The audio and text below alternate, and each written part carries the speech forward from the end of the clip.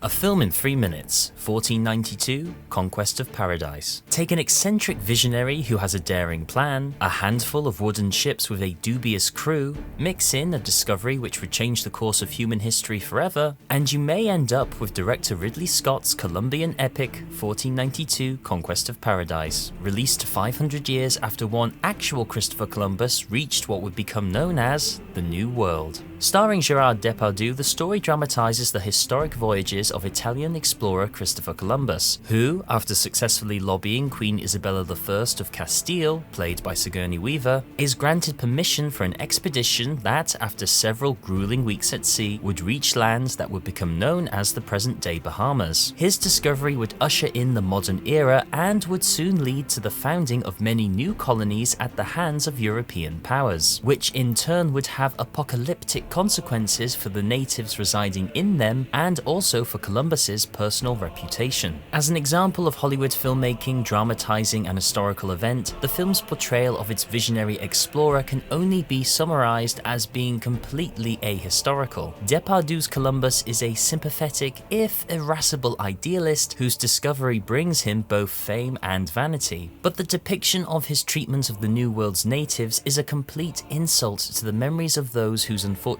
fate was to meet the real-life Columbus and his crew, who committed the torture, rape, and enslavement of the population shortly after first contact. This version of Columbus is more of an incompetent guardian of the Taino people who is constantly pitted against the selfish, barbaric members of the Spanish royal court. But despite the screenplay's reinterpretation of history, the film's strength comes from its awe-inspiring design. Director Ridley Scott captures the magnificent beauty of late medieval Europe and the jungles of the New World with his usual visual flair, with perhaps the best example of his style being when the exhausted crew sight land for the first time. However, the film's real star may be its musical score, composed by Vangelis, who worked with Scott on Blade Runner 10 years previously. Vangelis creates a soundscape that verges on the sublime, combining his trademark modern electronic synths with angelic church choirs to create easily one of the greatest movie soundtracks of all time. The music's modernist approach doesn't clash with the historical period shown on screen, but instead complements the fantastical tone the New World's discovery represents. The film suffered from mixed reviews and flopped at the US box office, released months after another poorly received Columbus-themed epic about the same discovery. But if interpreted more as an ahistorical fantasy rather than historical drama, 1492 stands as one of the most visually vivid and musically powerful films I can think of, with its art direction, sense of scale, and epic setting, making it a film in its own right worthy of discovery.